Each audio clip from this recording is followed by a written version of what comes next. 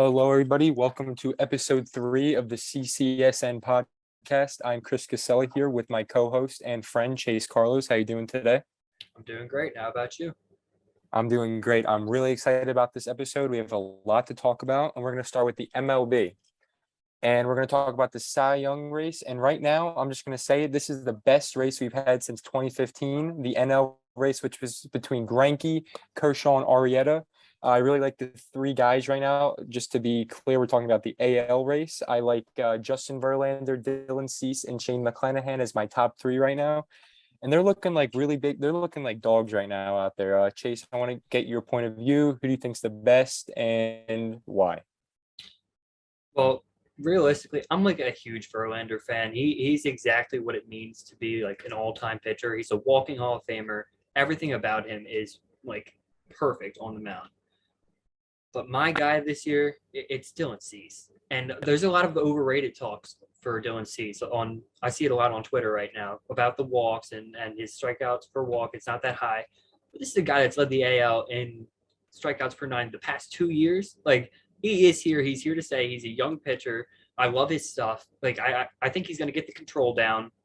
And I hear the ERA merchant all the time. Like his earned runs, like whatever. His FIP is still great. Like his FIP, awesome.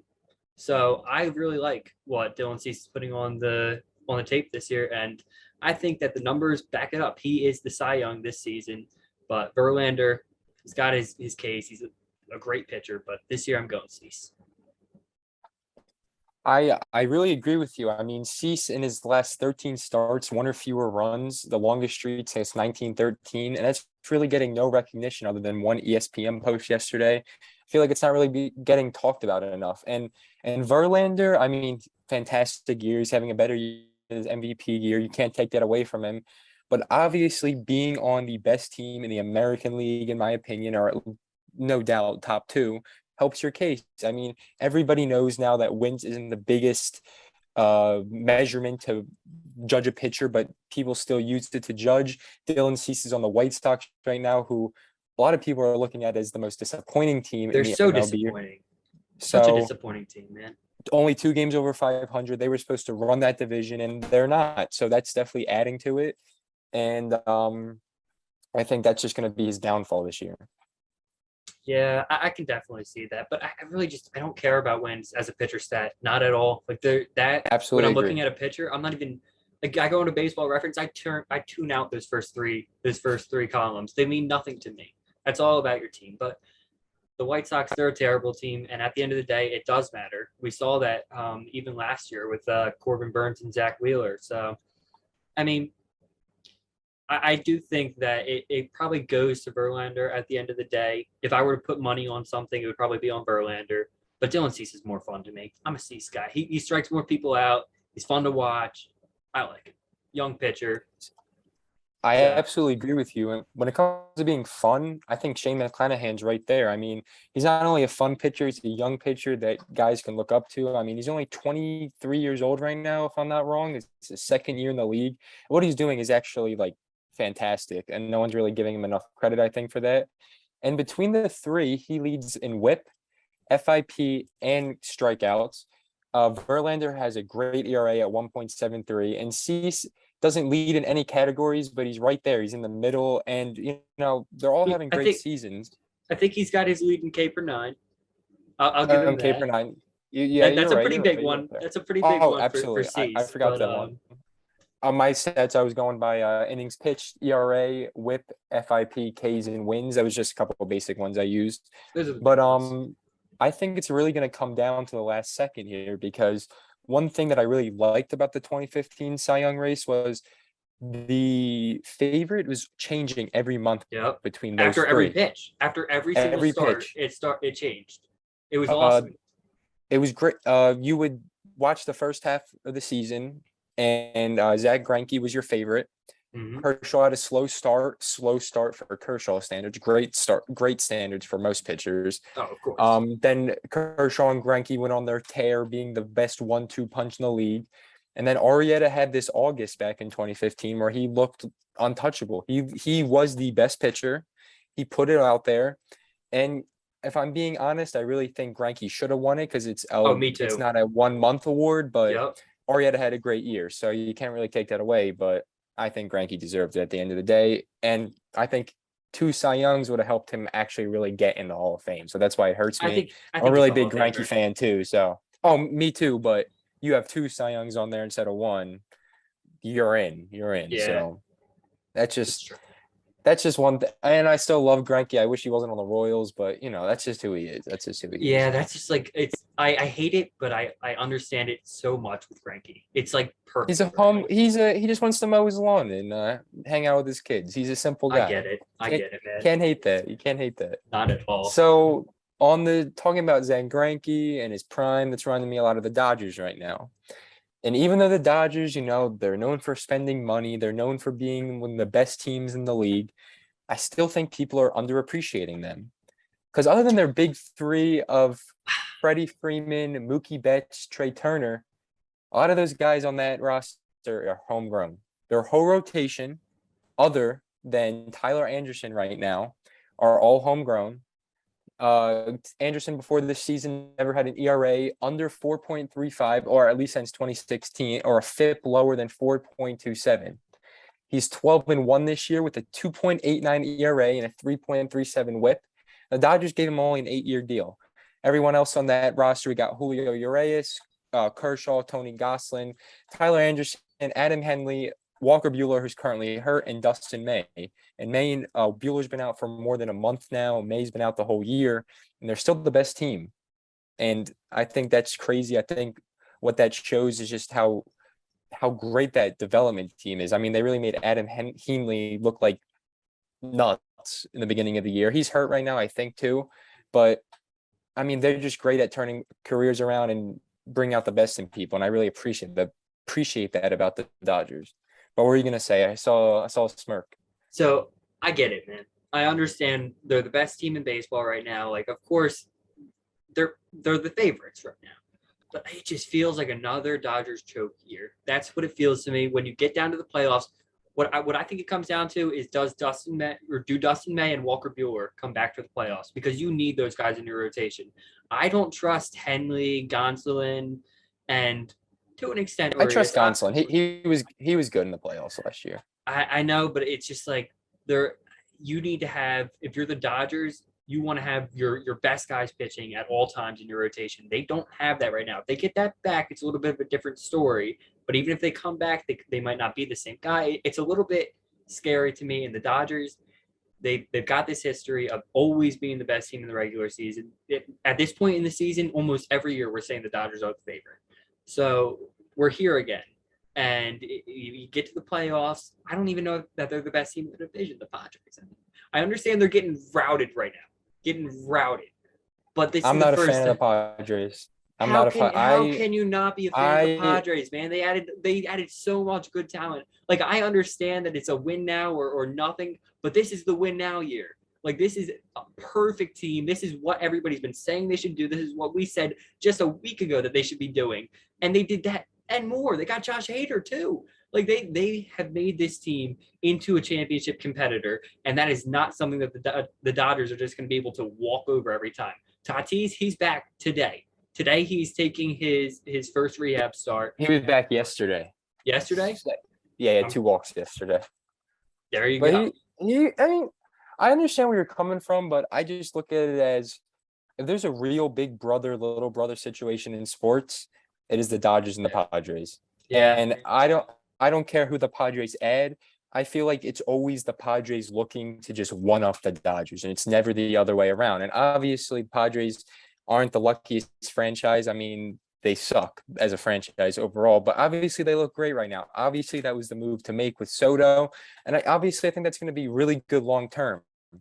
I don't trust their starting pitching. I just don't. I mean, they look pretty good on paper right now, but I just don't see it working out. If it may, they give me Brooklyn Nets vibes, if I'm being totally honest with you. You see, it's funny. I As I was going on that rant, I'm like, damn, I was saying this exact opposite thing about the Nets when they did this, because like it really is the same situation. But same situation. I like Soto. In basketball, it's a lot more about personalities. in baseball, it's more about your talent. And I like Soto and his talent, and I also like his personality more than I like Kevin Durant. So I really do think that.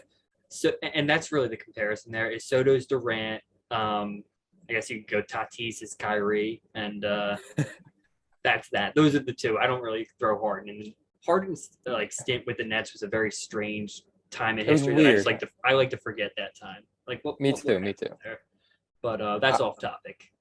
Did you see that clip of Trey Turner popping out to or flying out to Juan Soto yesterday? And that's a Yeah, Nationals nightmare right there. Or not dude. Trey Turner. Trey Turner scored on that, but that was terrible for Yeah, Nationals fans at least.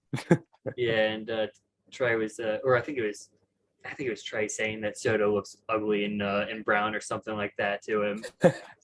But man, that's another guy. I don't know what does Trey Turner's market look like this offseason. He's a huge name that's going to be coming up. I think that Trey Turner is one of like the biggest superstars in the sport, and he just doesn't get talked about that much because it's he's a shortstop, second baseman. He kind of flies under the radar, but he's so good, man. He's so good. And he's not a flashy like big mouth player. And Unless that's when he's that's sliding, he's very flashy oh when he's yeah, sliding.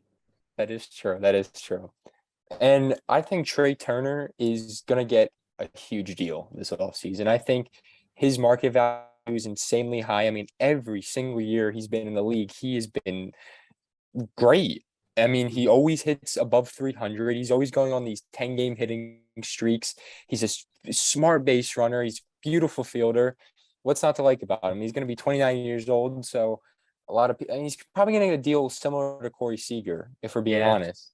And some people could look at that as an overpay. Some people could look at it as, you know what, we need our star player, but that's going to limit the value, the market for him to like probably 3 to 4 teams, maybe 3 to 4 yeah, teams. that's true. But ask I Rangers fans how they feel about Corey Seager, man. They love that guy. oh They oh will I die for him. It's been half a season.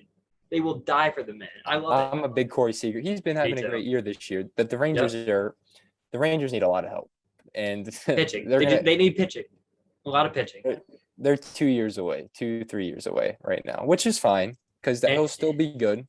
if Jack Leiter could pan out to be what people want him to be, that could be pretty big for them. But he's Oh yeah, struggling right now in the minors from what I remember. I think he's got like a yeah, 6 ERA, but he's a rookie. it's early, it's Yeah, early, don't but take single A stats for too much. But absolutely. I Um, I absolutely agree with you there. The Rangers, I feel like this offseason they really have to focus. What we're talking about the last episode is like Otani, a guy like that. If they're gonna go and spend money, it's got to be on the pitching. Because I'm a guy who I like the team the Rangers have built. I mean, I think it's a fun team. I've always been like a fan of like a Rangers playoff game for some reason. So I mean, I'm rooting for them to do something this year in free agency or the trade market or something like that. But if we're talking about Trey Turner, I feel there are only 4 teams that I could really see him going to. I could see him staying in LA. I could see him going to Philly because I mean there's that Bryce Harper effect. Last time Bryce Harper said his favorite player was JT Realmuto, and he loved the way he played and all this. Guess who ended up signing him or re-signing him to Philly? So Bryce Harper loves Trey Turner. Trey Turner loves Bryce Harper.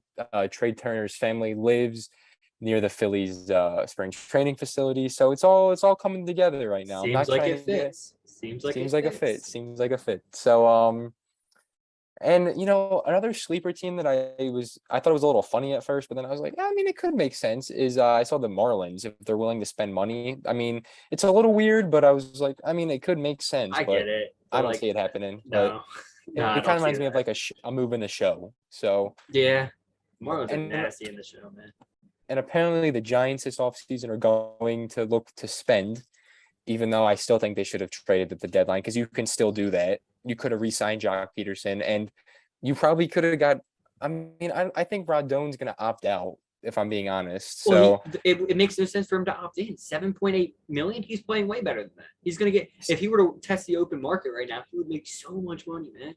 Like so much money. Rodon It has doesn't make no reason to stay in San Fran right now. The fact that they didn't trade him and with the market that was like going on for Frankie available. Montas and Luis Castillo, I mean, look what the Reds did. The Reds built such a good prospect pool, And I think they're quietly one of the best rebuilds in the sport right now. I'm looking Oh, they're at going to be fun. I'm looking at their prospects right now. They got Noelvi Marte, Nick Lodolo, Ellie De La Cruz, Matt McLean, Brandon Williamson, Edwin Arroyo, Jay Allen. And you got guys like Hunter Green in there pitching right now. I like Hunter Green a lot. Like I Oh, yeah. understand it's not working right now, but I see the flashes of it there for him. So I think he's eventually going to be very good. It might not end up happening with the Reds, to be honest, because they kind of let this talent walk. But I like their prospect pool right now. It's a fun team, so I like it. The Reds are a mess right now, so I don't take any Hunter Green slander too seriously right now.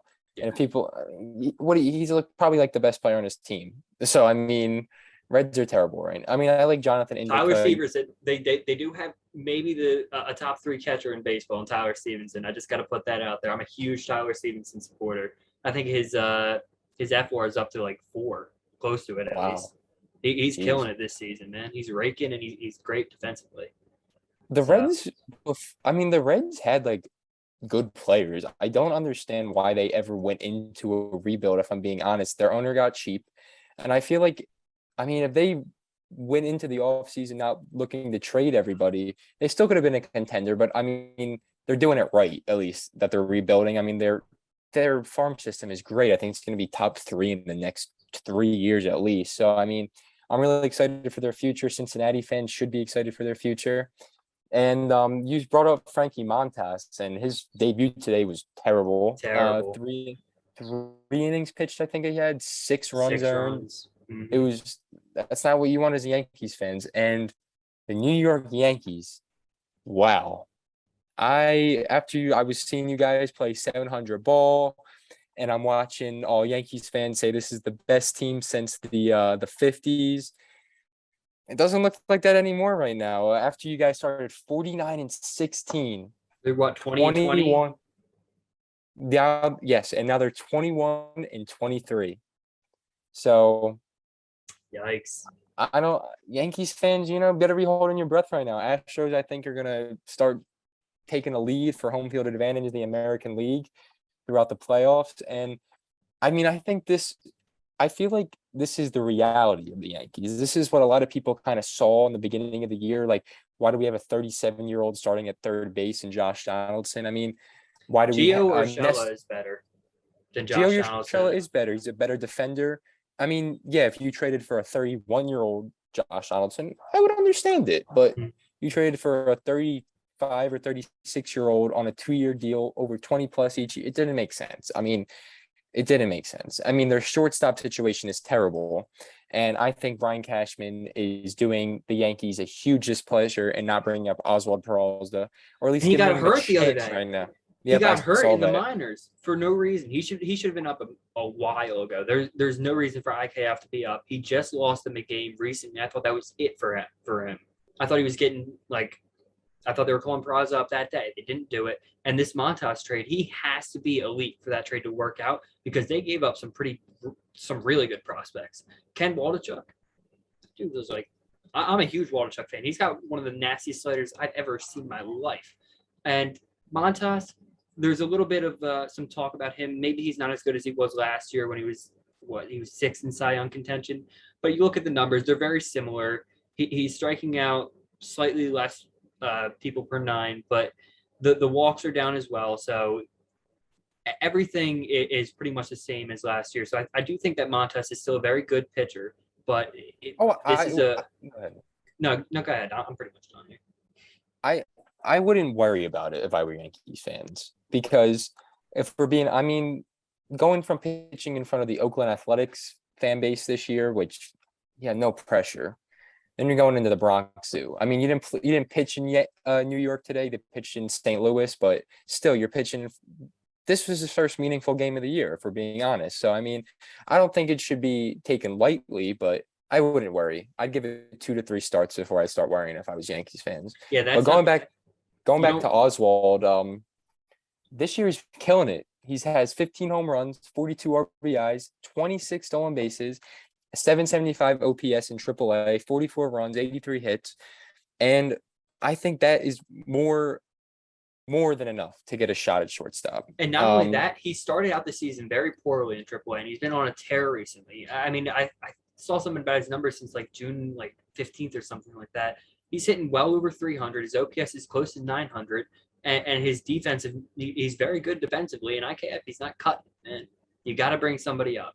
And it's not like this is your only good prospect. You got to make sure this guy hits. This is the Yankees, man.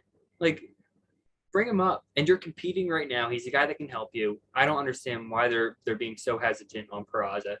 I thought maybe it was because they were thinking about trading him at first, but no, they kept up and held on to it. So maybe they're waiting for September. I don't think it makes any sense. Get him up now. It makes no sense. I mean, Kinzer, he has 0 home runs this year. He's batting 274. He has 32 RBIs. His WAR is 1.6 right now. His OBP is 0.319. He's a decent fielder, but I don't get it. I mean, you have a guy in your farm system who has power at shortstop. He's an above average defender. He's 22 years old. You have Volpe coming up next. So if you think this could be your duo of the future down up the middle, give him a shot. There's nothing to, and if he's not good, it's okay. Like I think it does makes no sense for the Yankees what they're doing. And Cashman even said we are sticking with what we have at shortstop this year. But go ahead, sorry. Well, I was just saying, if he's not good, you're in the same position you are now. But the issue, I've got an issue with Cashman. He's very set on playing these guys that he just came into the season with a mindset of these guys are going to perform, and he is not really willing to change his mindset. It took him a lot for them to even move on from Gallo. But the first person that I think about with that is Hicks. They will let Hicks ride in that lineup until he dies. And it's just, I mean, he had that one stretch where he was a decent player, but since then he's gone back down to hitting like it's like 160. He's not a non-factor. You cannot have any holes. We were talking about this last episode with the Phillies. You can't have holes in a lineup if you want to compete. And they didn't do what they needed to do to fix those holes. So Benintendi's been terrible. Yeah, that's kind of rough. It's a short sample size, but he's not hitting anything. And I mean, I like think the adjustment. Oh yeah, go ahead. I like Benintendi, but playing in New York it's tough, and a lot of guys they struggle with that. I mean, Joey Gallo specifically comes a lot back to Gallo, but I just don't know that. Yeah. I don't know that it's going to work. It takes a certain type of guy to be built that way, and I don't know. And the thing with Benintendi was I thought it would be a little easier for a guy like that over Gallo because he's played in Boston. He's won a World Series in Boston. I mean, he's been the rival of the Yankees, playing there, getting called every name that you could think of. But I mean, do I think this is going to be an everyday thing going forward with Benintendi? No. Maybe he's in a little slump right now, and that's okay. I mean, it's August. It happens in August all the time. The August slumps in baseball, but he's got to start picking it up. They need consistency behind that offense. And if they don't get it, I do not see them getting past the ALCS. Yeah, that's very fair. Who do you think comes out of the AL? I think the AL in my eyes is weak. I think there's realistically 2 teams that can come out, and I think it's going to be the Yankees or the Astros. I think they are way above every other team. I mean, there are some fun teams, yes, but I think the NL is way much more competitive. I think that's going to be a great playoffs. And my teams, my bubble, I have a bubble, and I think it's the Dodgers, Astros, and I can't take the Yankees out of it yet, even though they're on a little bad streak right now because they've been great. Can't take them out yet. But then I have outside of the bubble, and this might seem a little funny, but I have the NL East. I have the Mets, the Phillies, and the Braves as my bubble teams right now. And people might be thinking, oh, you're wearing the Phillies hat, you're biased, blah, blah, blah. The Phillies are 39-19 since June 1st, and there are 2 teams with a better record than them, the Dodgers and the Braves. And the Dodgers have 2 more wins, and the Braves have 1 more win since June 1st. Yes, the Phillies are playing the Nationals, but they're doing what you're supposed to do against the Nationals. I mean, they're beating them by an average of 7 to 8 runs a game. They're killing them. They're doing what you have to do. To be really excited about a team like the Phillies, they have to go in to these next two series and they have to win both of them. I mean, you're playing Miami, who's struggling, but in the past they've been known to give them a lot of issues. You're facing Sandy Alcantara in game 2, so that's going to be a huge game. I think you have to go in there. You have to beat Sandy. You have to prove we're one of the best teams, so we're going to beat the best pitcher. They have Go a ahead. win over Sandy as well this year, don't they? They The do. Phillies. They've got one of the. I think he only has like 2 or 3 losses too.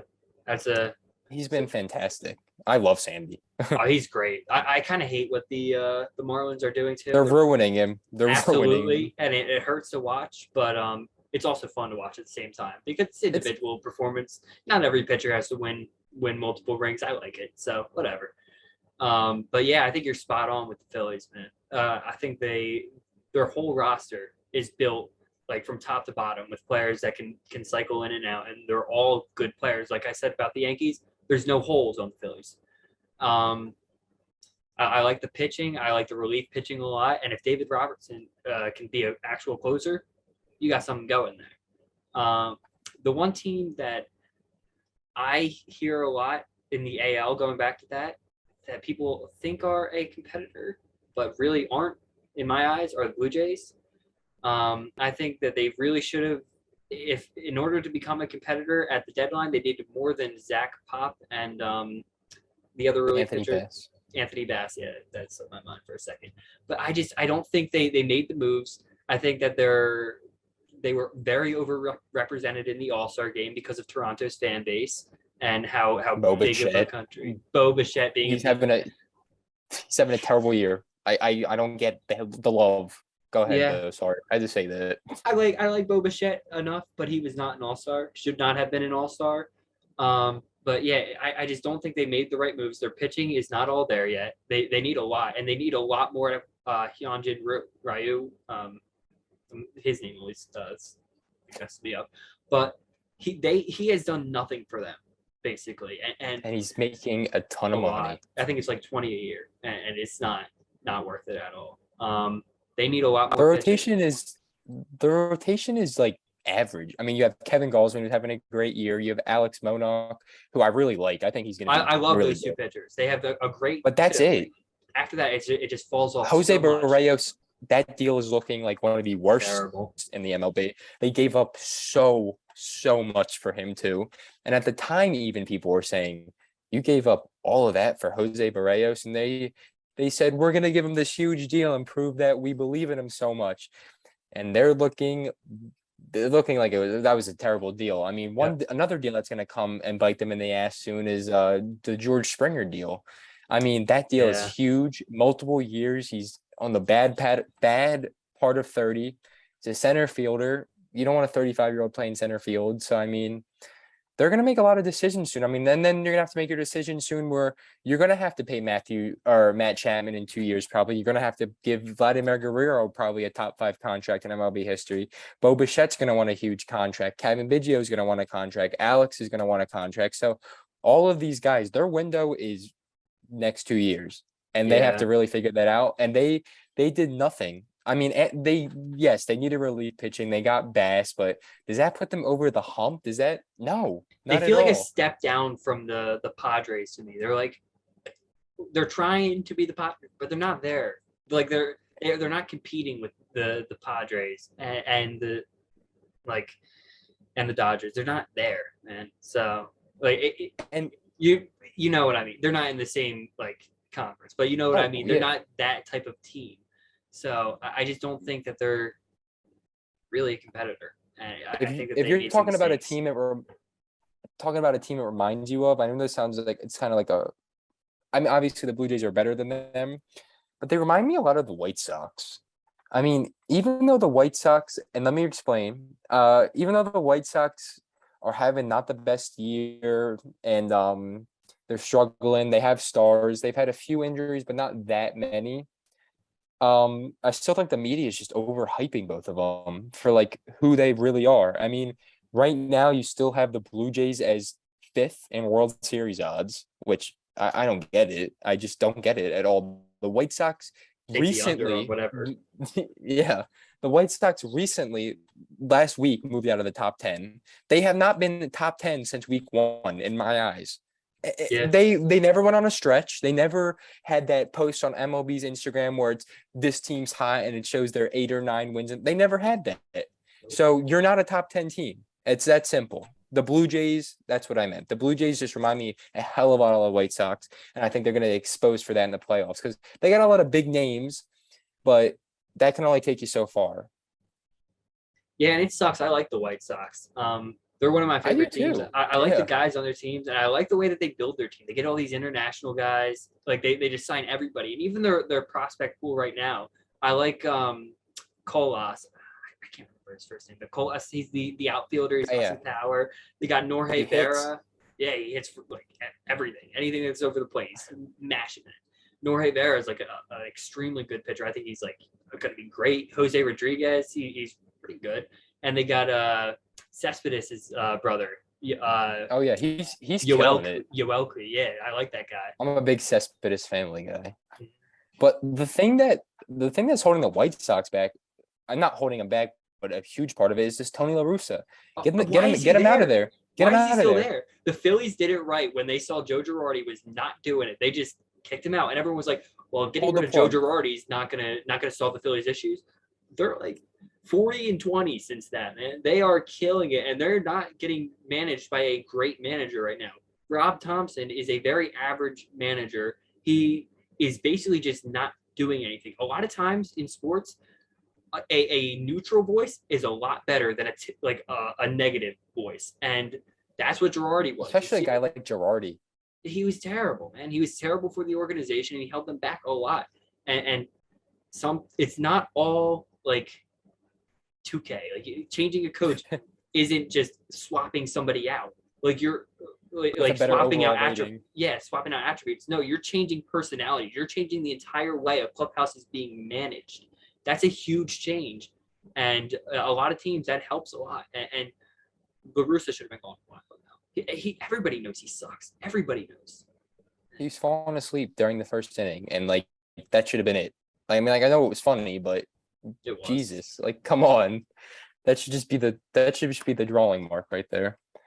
But anyway, I'm really excited for the rest of the MLB season. Let's talk about the NFL a little bit. Give me your top 10 wide receivers. Starting off hot. All right, Damn so right. I think I got to go Devontae Adams, number one. He's been the number one receiver for the past 3 years, and I don't think it's going to change.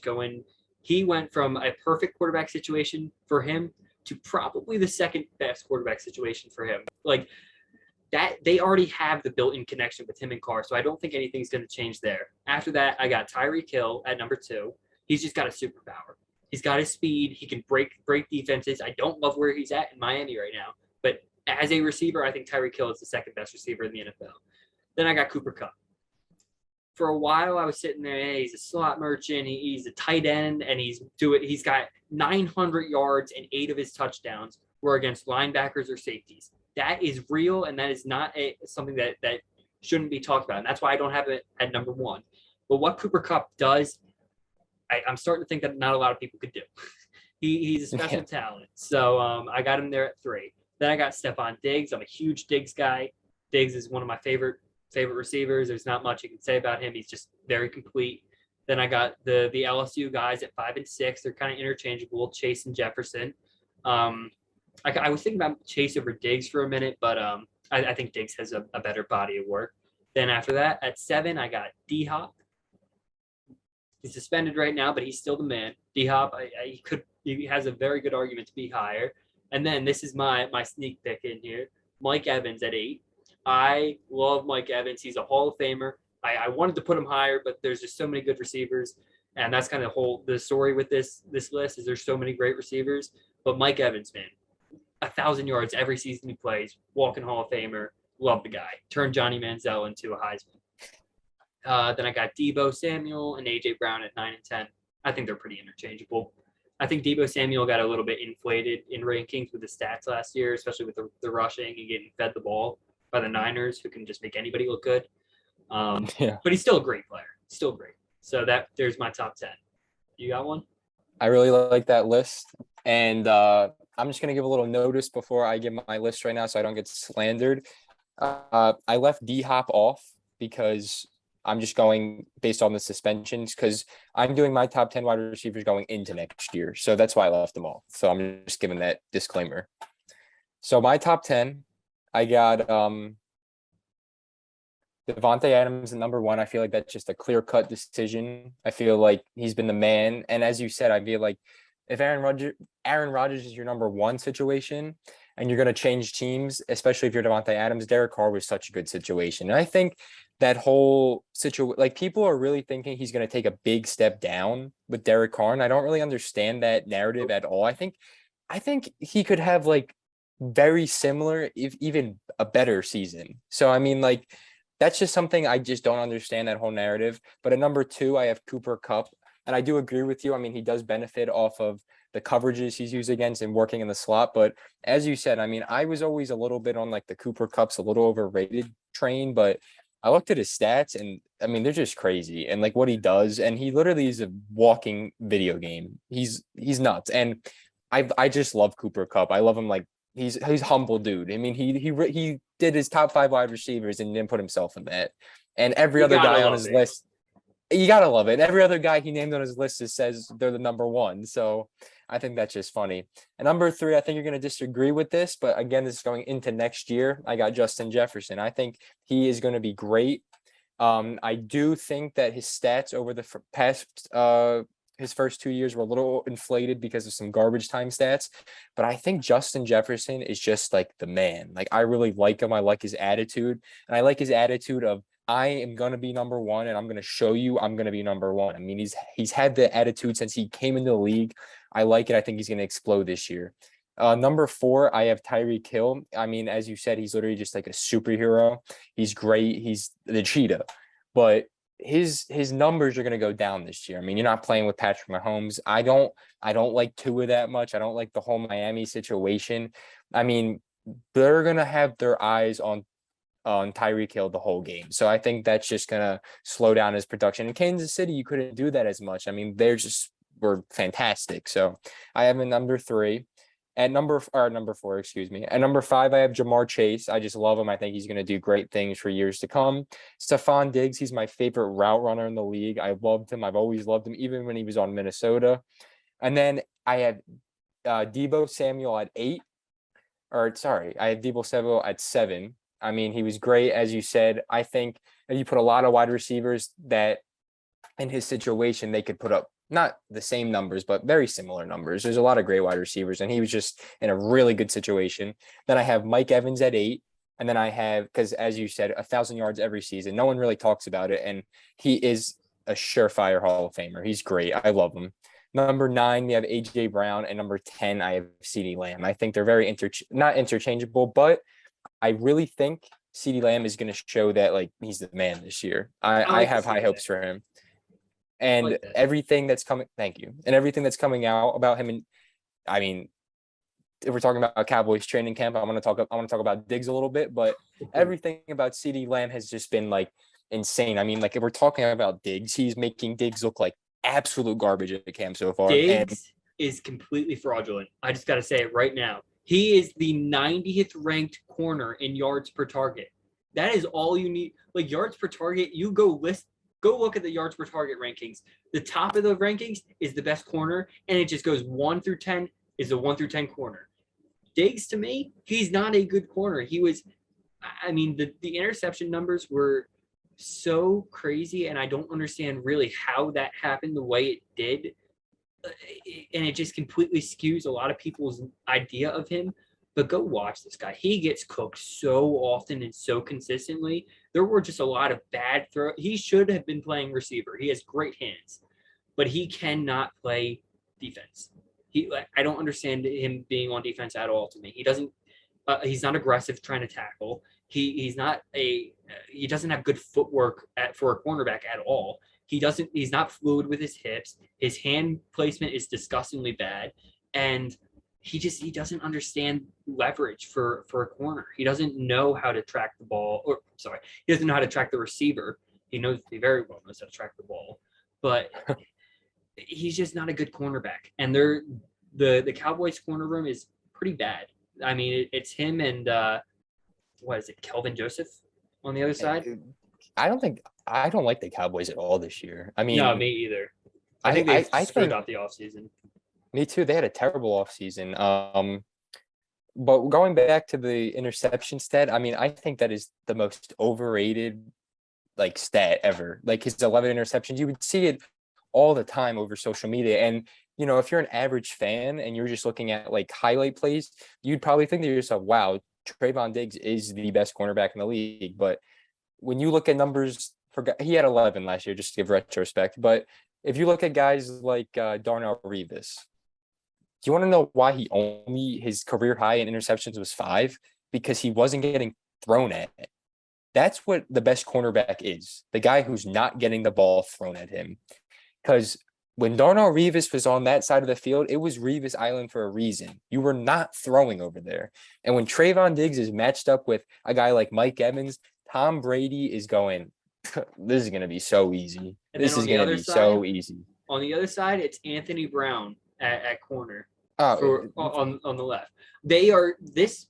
I'm looking at this Cowboys depth chart. They are screwed, dude. I don't understand what they're building here. They've got Dante Fowler as their second best edge rusher on the team. DeMarcus Lawrence is, despite being injury prone, I don't think he's that great anymore. He's an interior run defender at best now. He's very slow. He's not good around the edge. If we're doing Madden ratings, I'm giving 83. That's Just fair. saying. That's fair. And that's when he's playing. And they got like Neville Gallimore on the inside. Leighton Vander Esch is not good anymore. They just signed Anthony Barr. He is not good anymore. And he really never got to be as good as he should have been. People like to talk about Micah Parsons. Like all he can do is get better. No, that's not how this works. Especially not in football. And he just had one of the best rookie seasons of all time. Like that, it doesn't just get better from there. And the thing that kind of is a little bit, he's a generational talent, but the thing that's a little bit iffy about me with Micah Parsons is he's still kind of a tweener. He's a very great pass rusher, but he's not, in my opinion, he's not like the best pass rusher in the league. But he gets those coverage reps where I don't think he's that great, but you kind of have to give him those reps because that's his role.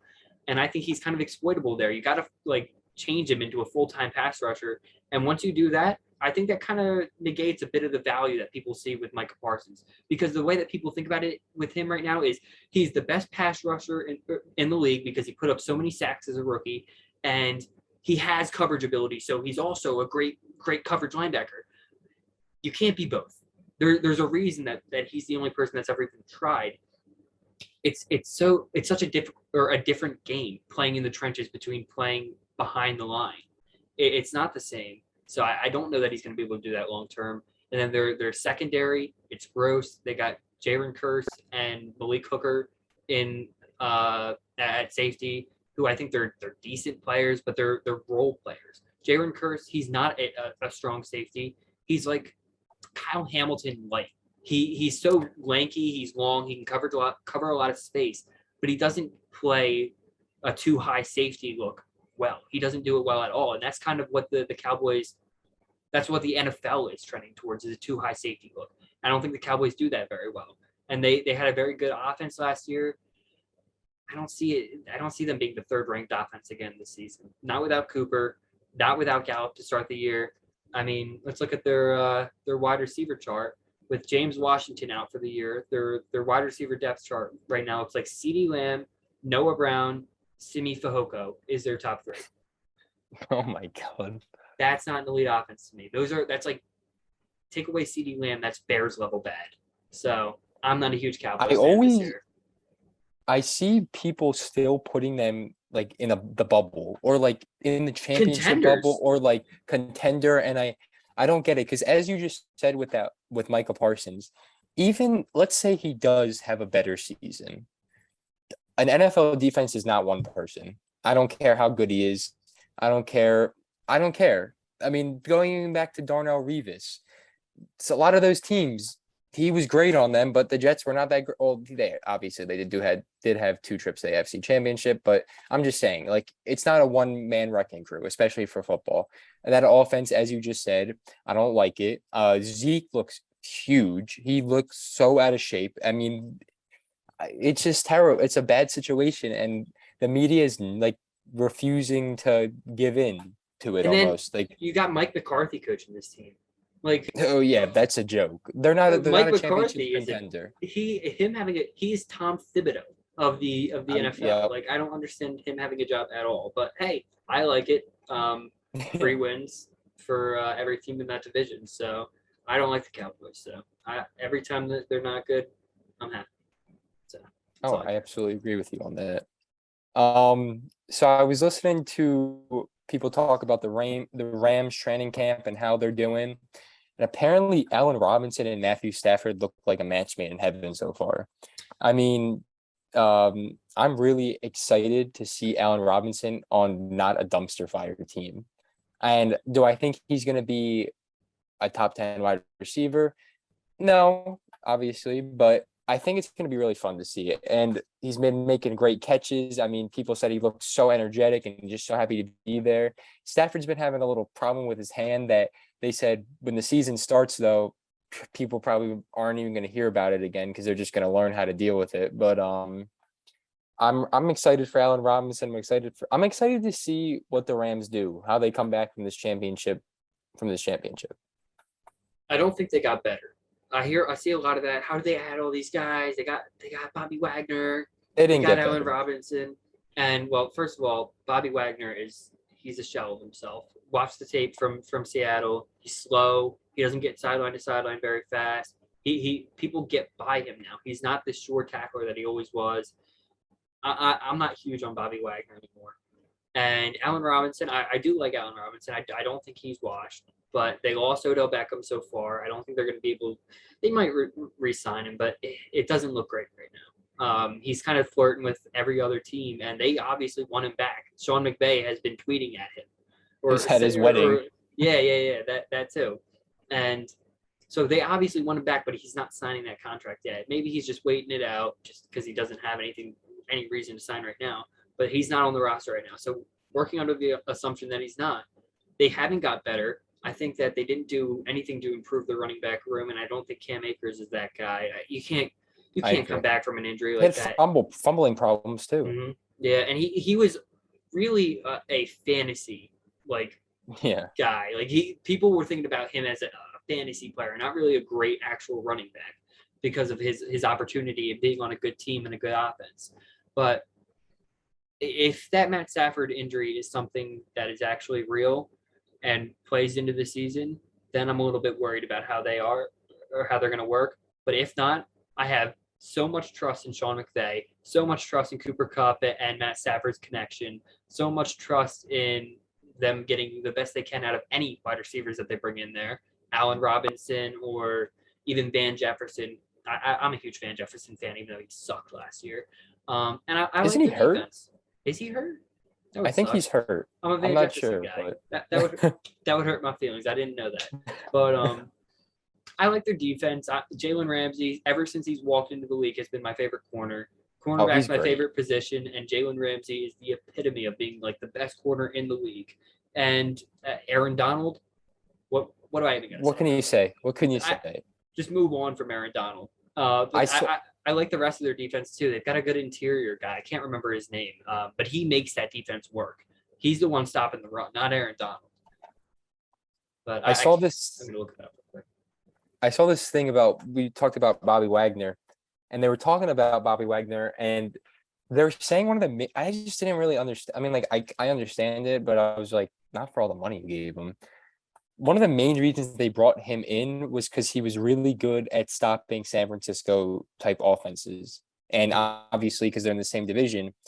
But I mean, I forget what that contract was. Let me look it up real quick because now 5 years, $50 million. He's not going to see the end of that contract. No, he's not going to see the end of it. Makes no but sense. I still think it was stupid. Like if that was your main reason, like come on. I don't know. A'Shawn Robinson. Yeah, A'Shawn Robinson. I like him a lot too. Plugging up the middle, and he's a stud. And then you got Ernest Jones and Leonard Floyd on the outside. They're pretty good. I mean, they finished the job pretty well. Taylor Rapp is a guy sucks, so. Yeah, and it's funny. That was like the best division in football for a second, and now it's just like terrible. 2 years ago. Yeah, 2 years ago. But it's funny how it works. I'm really excited about the NFL this year.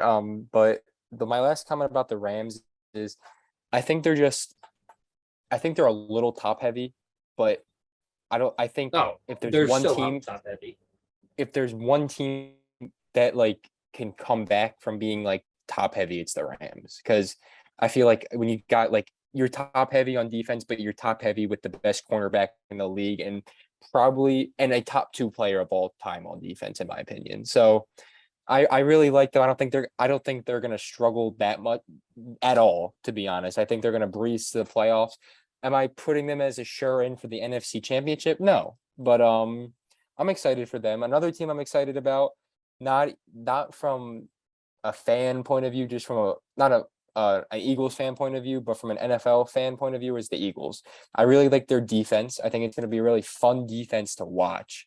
I mean, Howie Roseman had the best offseason as a GM, in my opinion. I mean, Jordan Davis has apparently been a absolute monster so far in training camp, and I'm just really excited. Their whole season lies in Jalen Hurts' hands, and I think that's what makes it exciting for Eagles fans. I mean, it could go both ways, but what's your opinion on that? I don't. I think they've got such a high floor this season because they've got the best offensive line. They're going to have the best running game in football. If Jalen Hurts is in the game, that's what I love about Jalen Hurts. No matter what, he is going to lead the best rushing offense in the NFL because he's so good at the read option. Like, so good at it, especially behind that Eagles O line. They got Kelsey back this year. They keep just re-upping that line and getting these young guys in. Jordan Mailata, I don't know if a lot of people realize this. He was a 7th round pick. He played rugby before he came to the Eagles, and it's I Jeff love him. Stoutland. Jeff Stoutland, if you are an NFL fan, that's a name you need to know. He is the best offensive line coordinator in sports. Bama has been like clamoring to have this guy back in their program, but he stayed with the Eagles for a long time. And it's why every season he's been there, they've had the number one offensive line. That won't change this year. They're going to be a great offense. AJ Brown fits a rushing offense so perfectly. He just came from the second best rushing offense in the NFL. So I really think that their offense is a low or a high ceiling or a high floor offense, but it also has a high ceiling because Jalen Hurts, sky's the limit for a guy like that. Like you see the flashes there, but if not, you still got the floor of what he is as a runner. So there's that, and then there's the defense, which I think is just constructed beautifully. They have 2 defensive lines that could be a starting defensive line on any roster in the NFL. Their cornerbacks on the outside are it's arguably the best cornerback duo in the NFL. With Darius Slay and James Bradbury. Both of those guys are all pro level guys, and James Bradbury doesn't get enough credit for it because he's been on bad teams his whole career. And Yeah. the only issue that I have with the team, because they fixed the linebackers with Kobe Dean, Kaiser White, I like Edwards, I like a lot of their linebackers. The only issue I have with this team is the safeties. They added Jaquaski Tart, who's a very fine safety. He's young. He's still got a lot of juice in there. And I like Anthony Harris for now. But they don't have the guy to cover in too deep, which is a bit scary to me. The best defenses in the league always have the 2 deep safeties that are able to stop a Patrick Mahomes, a Josh Allen, an Aaron Rodgers, a Tom Brady. Safeties are arguably one of the more important parts on the defense, which is kind of strange to me because a lot of people didn't think that. It's why Kyle Hamilton slipped as far as he did. Just positional value, and Derwin James as well. But I think in the modern NFL that too high look is very important, and I don't know if the Eagles can run it very well. So it's gonna be interesting, but it comes down to that Tart signing if he can actually be a real safety. I like where they're going. I think the Jesse Bates market is going to start heating up soon because I don't think he's going to play on the franchise tag.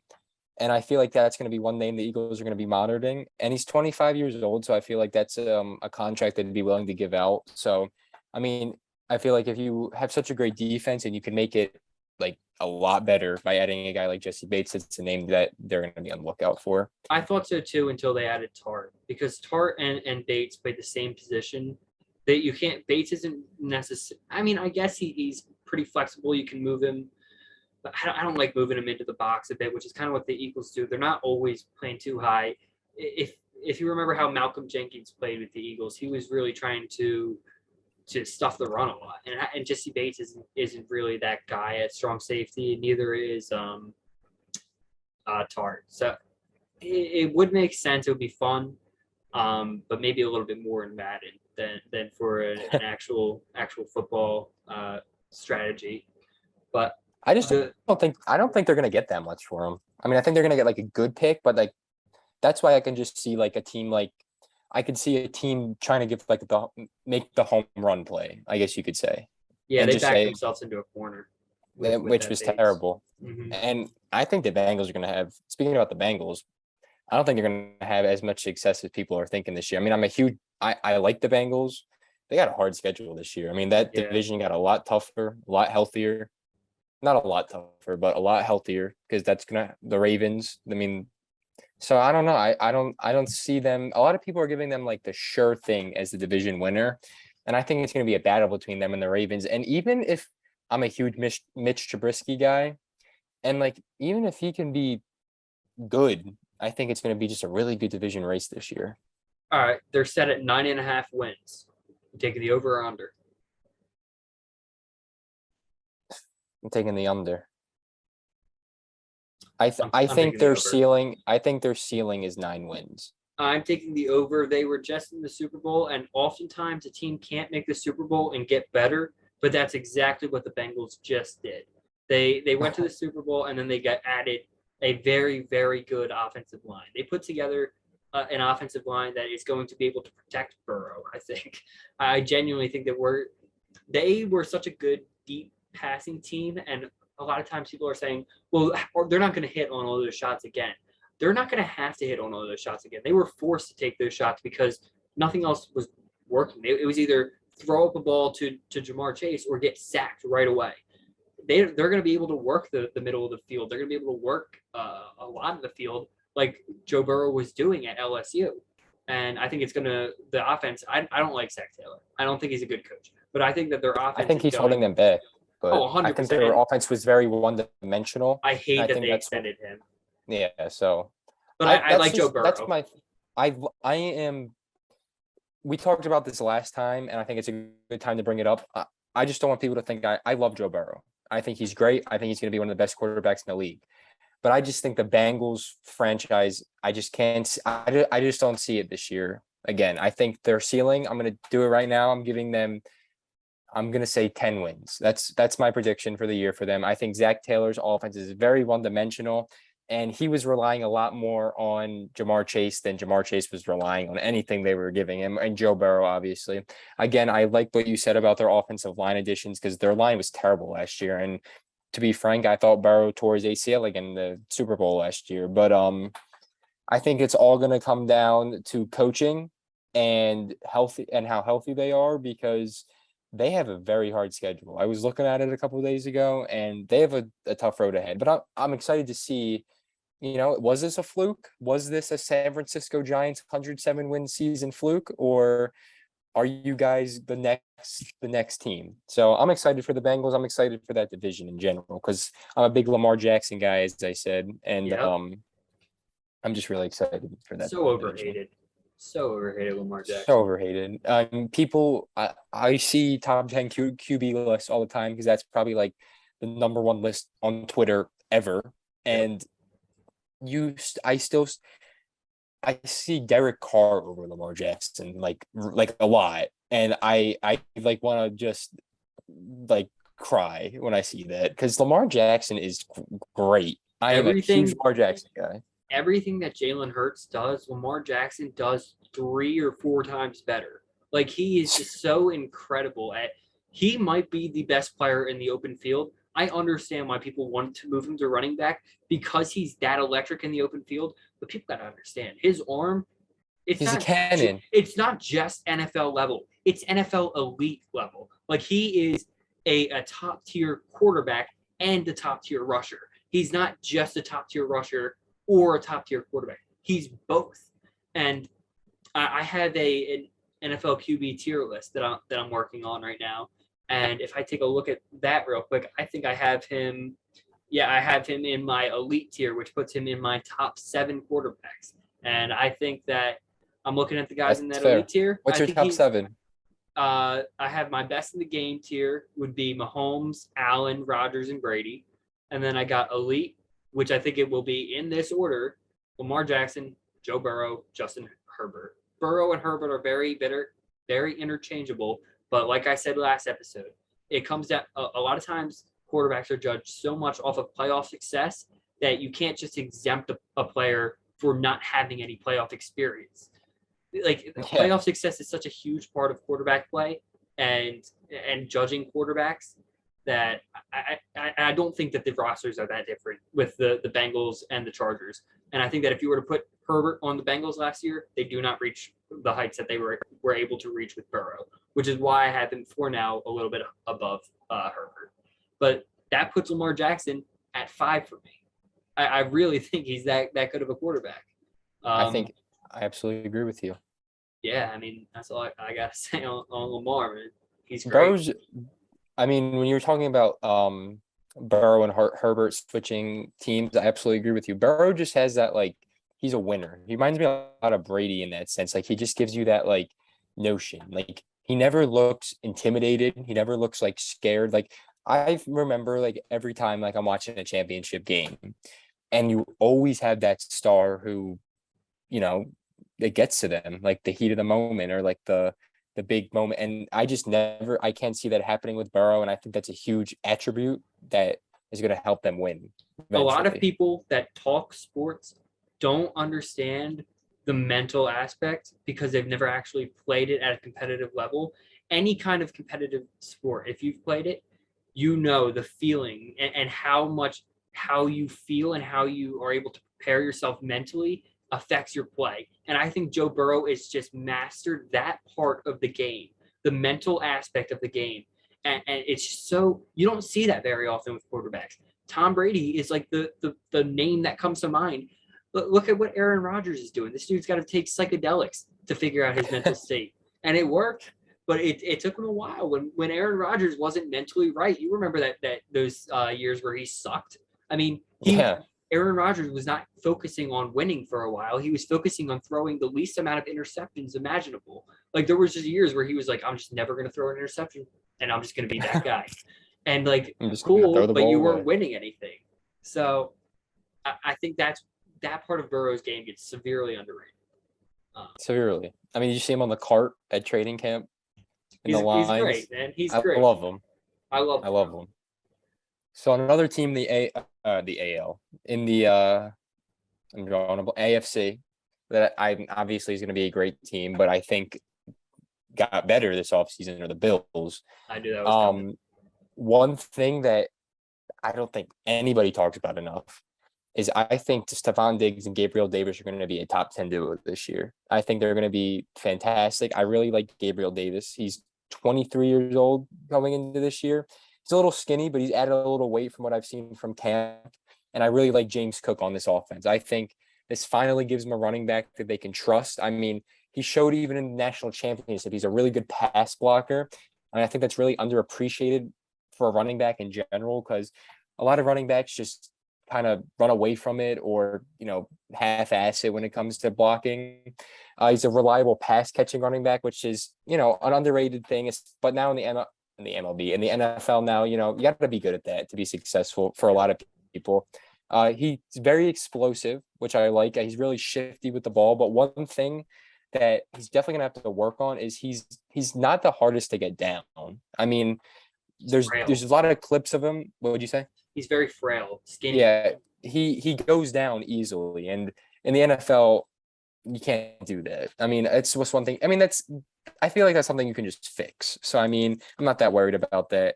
And I think it's a very fun pick too. I mean, I'm not the biggest. I think he was a round 2 pick. I think it was much later than that. I think it was like round 4 It was or round 5. 2 or round. It was round 2 or 3. I know that, but he's 5'11", 180. So I feel like he's gonna put a little weight on, which is gonna help him with. End of round 2. Damn. Yeah. So I mean, it was a high pick, and I'm not really the biggest guy on taking a running back even that early, but for a team like the Bills, whose window is right now, I think James Cook can help them right now. I mean, it seems to be like a running back's best year, and not seems to be, it is their first or second year in the league. I mean, it just comes down to Oh yeah, that. And I mean, if you're trying to win right now, I mean, they've tried it. You can't do it with Devin Singletary or Zach Moss out there. I mean, they've tried to send them out wide. You have to have somebody looking at James Cook. And I just think that's really going to help that offense. It's going to help them be a little more creative. And that's it. That's my James Cook take. But I'm just really excited for him and what he's going to bring to the offense this year in the Bills. yeah. The Bills are they're my favorite this season. I think that they're so perfectly built that barring any injury, they should cakewalk to the Super Bowl. The I only other, agree. and I feel like it's kind of like a down year for the rest of the teams in the Like I don't like yeah. I don't know. I understand that Pat Mahomes is Pat Mahomes, but I don't think the Chiefs are gonna make. I mean, they're gonna make the playoffs, maybe, because that division's awesome. The But AFC feels a little weak to me this year. yeah, I don't know. And Pat Mahomes, this feels like kind of a bridge year for the Chiefs. I don't know that they're really content. I feel like they're waiting for I Sky don't Moore think to be this. I love Sky Moore. I think he's going to be great, but is it going to happen as a rookie? Is that connection immediately going to happen with him and Mahomes? I don't know. But going back to the Bills, I think that you were talking about Gabriel Davis being like a top option. I see Dawson Knox taking those targets and those catches a lot this year, and I think he is going to be like secretly one of the best tight ends. Like steal this guy in the latest round you can, and it is I don't know where he's going ADP wise, but take this guy because he is going to have a monster season. It's tough to get a tight end, and Dawson Knox, he's that guy. Like I've always loved the talent that he's got, and I think that he's really going to have a huge breakout year this year. And I think I love Gabriel Davis. You remember I love their we were having, weapons. yeah, they have I so love many the great Bills' weapons, weapons. and They're they just great. added I mean, Khalil Shakir too, who's a great, just shifty guy in the draft. So I love yeah, it. But we are running a little low on time for the NFL. You want to move on to the NBA, get that out, and then get out of here? yeah, All yeah. right. Of course. You started off. All right. So there's not really much going on in the NBA, so we can just give some predictions here. I think that the underrated team this season that most people aren't talking about are the Clippers. I think I that yeah. like Okay. what they are building over there, I really like John Wall. He's taken his year off. I don't think he's washed. I think that he will be a positive contributor for this team if it's off the bench, if it's starting, whatever. And then you got a guy like I hated the signing when it happened, but Luke Kennard is one of the better shooters I have like seen with my own two eyes. Like catch and shoot shooters, this guy is disgusting, and the stats back it up. His off the dribble shots, he's like last in the league. But when he's catching and spotting up, this guy is disgusting. That's all they need him to do.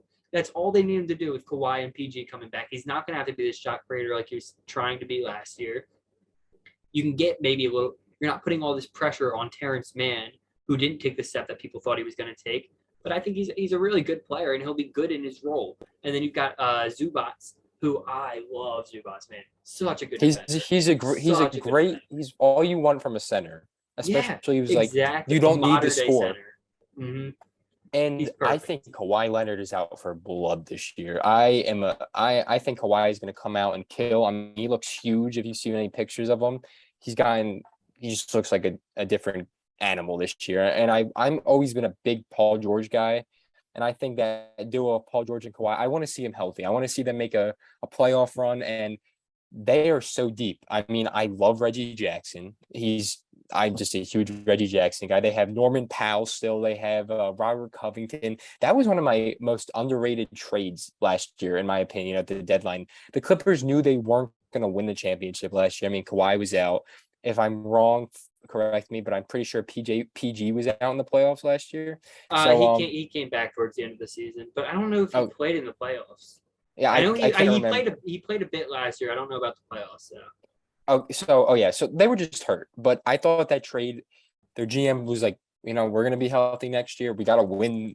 We gotta win soon. So I feel like that Norman Powell, Robert Covington trade was awesome for them, and I loved it. And I'm a huge Clippers guy.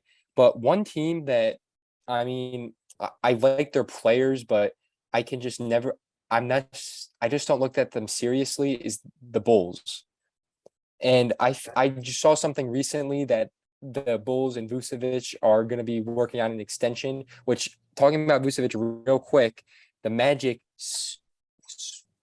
that was a great deal for them. Oh, They they got so robbed. many good players. They got Wendell Carter Jr. They got Franz Wagner out of that. Who else did they get out of that? I forget, but they killed that trade. I'm a And huge Franz Wagner guy. Like we're gonna have to talk about that on another episode. But Franz, he is like I'm gonna have to get some numbers in here. He is so good. The eye test is perfect on this guy. He's nice. He's got it. I love Franz. He's that guy. I, And I speaking think the of the Magic are going to be Magic, great. right, dude, the Magic have such a good core right now. I love Markel Fultz so much. I think that he is absolutely going to be a contender for like most improved player this year. Last season, he was putting up like 10 points per game, and it was on like terrible efficiency. And I don't see that happening this year. He was still having that shoulder issue. It sounds like it's like completely healed, and I don't know, man. I really think that they could be a really great team this season. Well, not a great team. I You know what I mean. I think they I know what you mean. beat expectations. I think that their over under set at like 29 and a half right now. I think they're going to kill that. So yeah, I really like what they're doing. Smash the over on those bets there. I mean, their rotation right now is Fultz, Suggs, Franz Wagner, Paolo, and then Wendell Carter Jr. And I like their bench unit too. I mean, Cole Anthony, Gary Harris, Jonathan Isaac, Mo Bamba, RJ Hampton, Terrence Ross. So I mean, they're just like Terrence Ross. But I mean, I just like that team. I think they're going to be fun. I think in a year, not this year, but the year after, they're going to be out for blood. I mean, they are going to be them and the Pistons, baby. They are going to be these young Eastern Conference teams that they're going to be like the Grizzlies of the East. Those two teams, in my eyes, like that young team who took a year to develop like the chemistry, and then they're just going to go out and like kill. So I'm really excited for the NBA and these young players. I think it's going to be great. But as I was saying about the Bulls, I just don't believe in them. I mean, I think if your championship core is, I mean, again, I like Zach LaVine, I like DeMar DeRozan, but and Vucevic, but I don't see that as a championship contender. I'm sorry. I mean, they've been looking to shop Kobe White ever since they friggin' drafted him.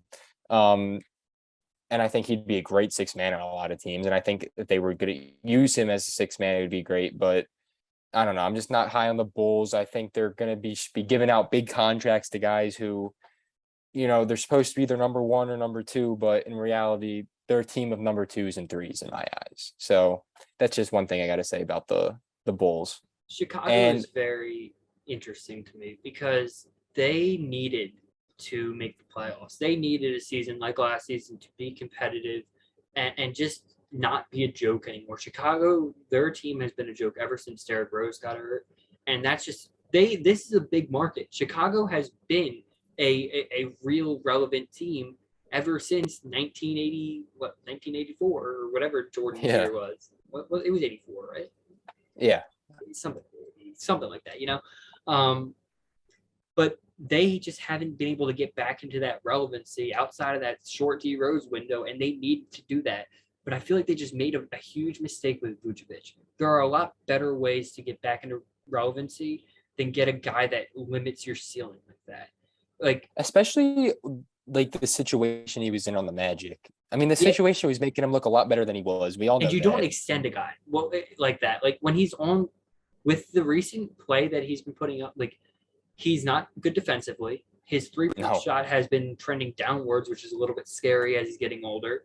He's slow, which is he's not going to age well. Slow players do not age well, and he's not great defensively just in general. So I don't know exactly why they want to extend him, especially because Bulls fans didn't want to see him in the game a lot of time last season. yeah, Like Bulls fans were pretty upset with how often Nikola Vucevic was bringing down the team.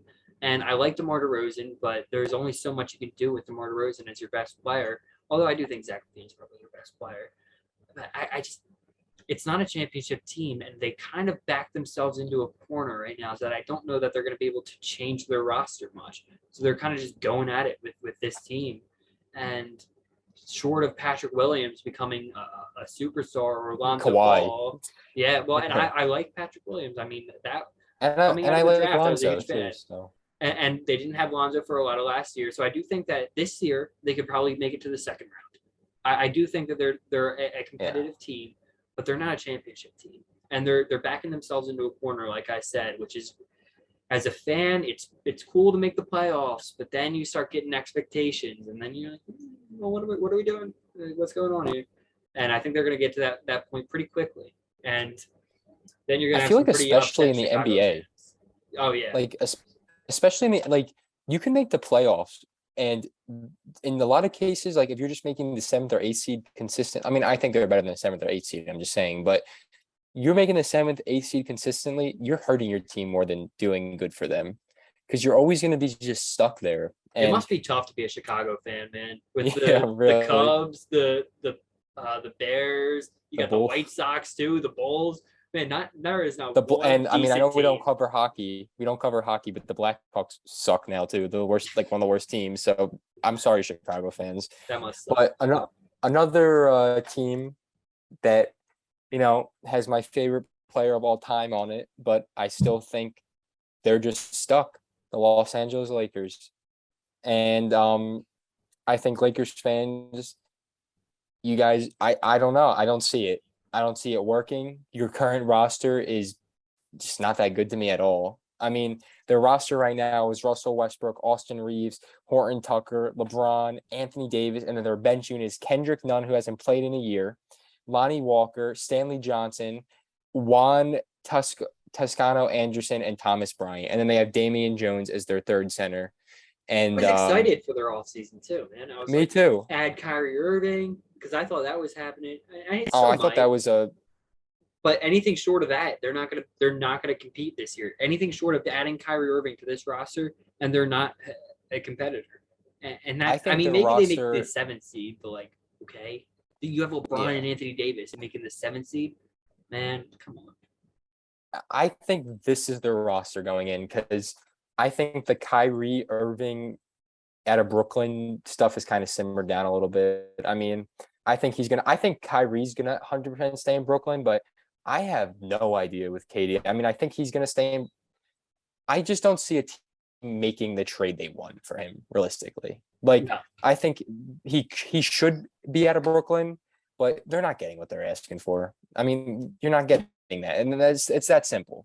So I think that's gonna be. I think KD and Kyrie are both going to be in the Nets next year. I think Russell Westbrook is going to be right back on the Lakers, and I think the Lakers are done. I think they're stuck, and it's sad to see, but they won their one championship, so you can't cry that much. I don't feel that bad for you, Lakers. As a LeBron fan, I hope to God he does not sign that extension with the Lakers, which it would make no sense, because you don't need that. Yeah, and he's been waiting on Bronny to come into the league forever, and he's just not gonna. He set it up perfectly now, but now there's talks about.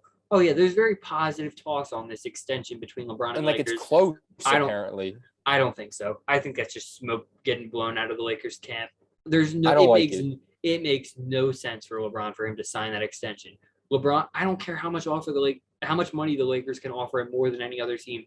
LeBron does not need an extra $10 million over another team. Like, he's fine. He'll be all right. LeBron is not going to sign an extension. I mean, I think we can both agree on that.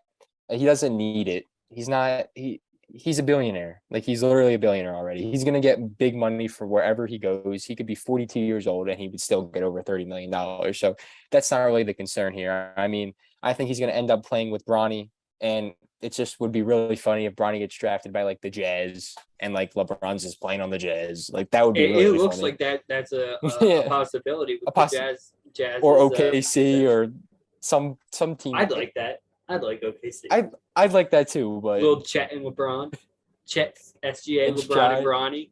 That would go crazy. And Josh Giddey too, man. Dude, that team would be nuts. Love Josh Giddey. Imagine Sam Presti would get like so much credit. Like, I just put him on a pedestal if he turned that team. They build the statue. Basically, was just all this like pick Serge like Ibaka. Talent came from Serge Ibaka. That trade is beautiful. Like, They traded him for an aging Serge Ibaka for Sabonis and Victor Oladipo, or the pick that got Sabonis, or the pick that got Sabonis. The pick. And man, they flipped that for Paul George. Flipped it for PG. I saw that trade a couple days ago recently, like what that trade was. That was so funny. Like, and then they flipped PG for 4 first SGA yeah, and another. That's a trade I'm talking about. Like the Clippers were like, here you go, everything you want, anything you want. And it was because Kawhi was just like, hey, I'll come here if you bring PG. So I mean, shout out Preston. I get it. Man. Shout out. I get it though. Both ways. Both ways they got that trade. And look, here we are talking about how we like both of what the teams are doing, because we started this off talking about how we think the Clippers are going to be making the finals this year. I think they're going to be so good. I don't know that they beat the Warriors, but they're going to be very close, man. If anybody can, it's if they stay healthy, I think they will. If I'm being honest. And honestly, like I understand Kawhi's had his injury history, but it's not that like jarring. It's about what anybody else has. And PG's injury history outside of the freak injury in the Olympics, which he's been terrifying. That was terrible. That was horrible. Yeah. But outside of that, he's been pretty clear. Like he's played he's played a few full seasons in the NBA. I think he's capable of doing it again. And I mean, Indiana, I mean, I know it was a long time ago, but Indiana, Paul George was a dog. Paul George was the best. I thought he should have won MVP that year, his last year in OKC, where he was putting up 27, 6 and 6 while being the best defender in the league. And I agree with you, 1,000%. And that team was funny. Just that OKC team. That's like a fever dream. Russ, Melo, and PG. But I love that team, man. Steven Adams. Oh, that was funny. or what was his name? Who was the white guy who played for them all the time? I can't remember who their point guard was, honestly. Nick Collison, they had two still. Well, Nick That's Collison, what I was talking about. He's a Thunder legend, dude. So I have one more thing that I think is just going to be. I just want to mention. I think the Knicks are so bad. I was thinking to myself yesterday about that Jalen Brunson contract, and just I was looking at their overall roster, and I feel like when we're talking about like the 7th, 8th seed teams, like that is literally just who they are. Like because could they sneak into the play-in? Yeah, but that's all this is. And you gave Jalen Brunson, I mean, he had a very good playoff series or two, but you gave him $100 million. You gave Jalen Brunson $100 million. So Knicks fans, I mean, it was fun seeing Trae Young absolutely pour everything onto you guys, but you guys, I'm sorry, Knicks fans. That's all I got to say. Back to the pits you go. You're not making anything happen. Go under the sewers. You guys are done. You had your one little run with Randall being good. But I think that's all for today. Thank you guys so much for tuning in. Again, this was episode 3 of the CCSN podcast. Make sure to follow us on Twitter. It's at CCSN Sports, and Instagram at CCSN Sports. And yeah, that was all for today. Thank you so much. Again, I'm Chris Caselli here with Chase Carlos, and have a great day, guys. Peace out.